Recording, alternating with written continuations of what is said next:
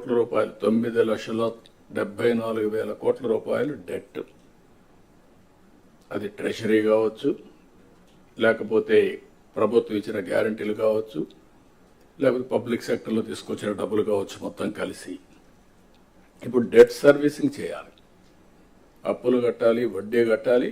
మళ్ళా ప్రజల ఎక్స్పెక్టేషన్స్ని, ఆస్పిరేషన్స్ని మనం ఎప్పటికప్పుడు ఫుల్ఫిల్ చేయాల్సిన అవసరం ఉంది. అందుకే మేము సూపర్ 6 మాట్లాడాం.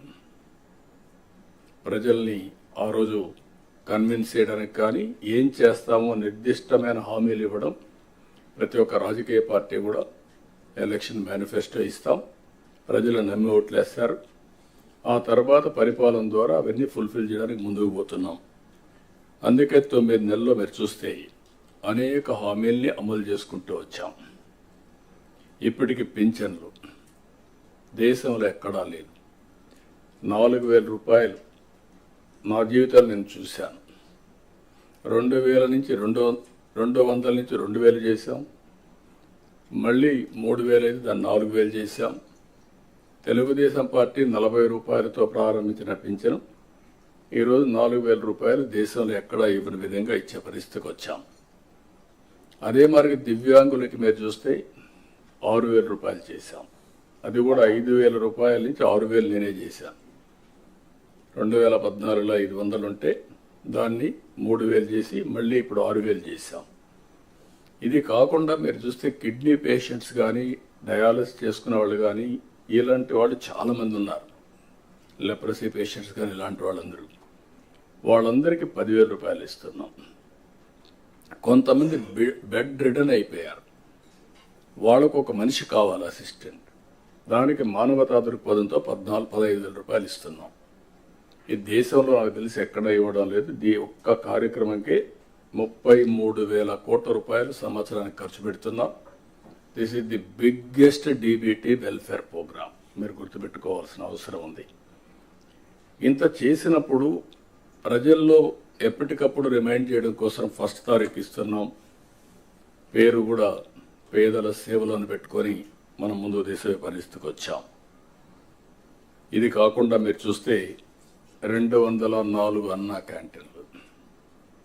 ఇది ఒక స్ఫూర్తి.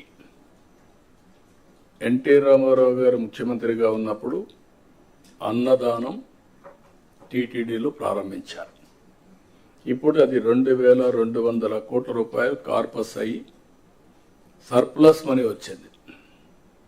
ప్రతిరోజు 1,00,000 మంది కంటే ఒక రోజుకి 2 లక్షల మందికి భోజనం పెడుతూ అది సర్ప్లస్ వచ్చే పరిస్థితి వచ్చింది. ఒక ఐడియా ఏ విధంగా ముందుకు పోయిందో, దానివల్ల చాలామందికి అన్నదానం చేయాలి అనుకున్న వాళ్ళకి ఒక వేదిక కింద ఒక సాటిస్ఫాక్షన్, దాతలకు ఒక వేదికగా తయారయ్యే పరిస్థితి వచ్చింది.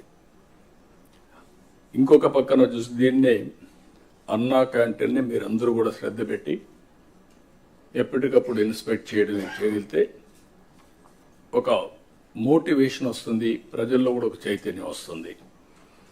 ఇంకొక పక్క దీపం, ఎప్పుడో నేనే దీపం 1 ఇచ్చాం. అంటే దీపం కింద మీరు చూస్తే 95 లేట్ 90స్లోనే ఆలోచించి ఆడబిడ్డలు కష్టపడుతున్నారు వంట చేయడానికి అని చెప్పే ఉద్దేశంతో సిలిండర్లు ఉచితంగా ఇచ్చి ఆ రోజే ప్రోత్సహించాం. ఇప్పుడు 3 సిలిండర్లు ఉచితంగా ఇవ్వడానికి దోహదం చేసి ఒకటి ఇచ్చాం. ఇక్కడ మిగిలినటి కూడా తొందరలో ఇవ్వడానికి ఇయర్ నుంచి ఇయర్లీ 3 సిలిండర్లు ఎవ్రీ 4 monthsకి ఒకటి రిలీజ్ చేస్తాం. ఇంకో పక్క చెత్త పన్ను తీసేసాం.